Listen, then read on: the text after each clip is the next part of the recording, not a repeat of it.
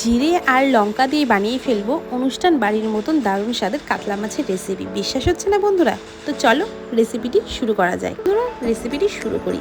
এখানে বেশ কিছুটা কাতলা মাছ নিয়েছিলাম। মাছগুলোকে পরিষ্কার করে ধুয়ে নিয়ে লবণ হলুদ মাখিয়ে কিন্তু রেখে দিয়েছি।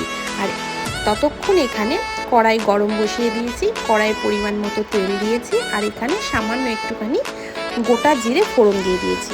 এবার চলো মাছগুলোকে ভেজে নেওয়া যাক।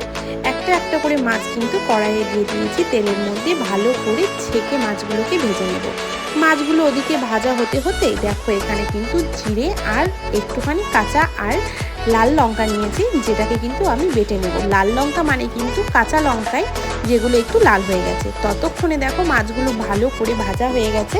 আমি কিন্তু একটু মাছগুলোকে লাল কড়া করে ভেজে নেব। ভাজা হয়ে গিয়ে মাছগুলোকে দেখো একে একে তুলে নিচ্ছি। দেখেছো লাল লাল করে মাছগুলো ভেজে নিলে কিন্তু খেতে খুব ভালো লাগবে।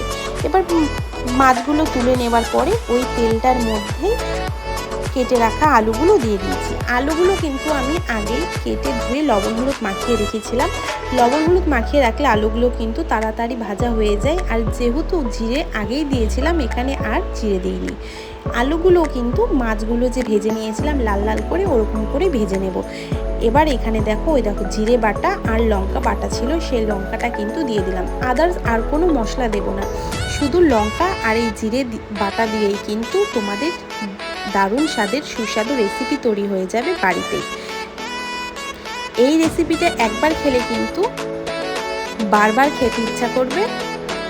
একদম অনুষ্ঠান বাড়ির মতনই লাগে এই রেসিপিটি খেতে।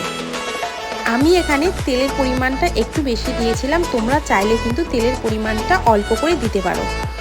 মশলার সাথে আলুগুলোকে কিন্তু ভালো করে কষিয়ে নেব। যেহেতু আলুগুলো লাল লাল করে ভেজে নিয়েছিলাম, তাই কিন্তু এখানটাতে মশলার সাথে কষানোর সময়ে কিন্তু এখানে আলুগুলো প্রায় সেদ্ধ হয়ে গেছে।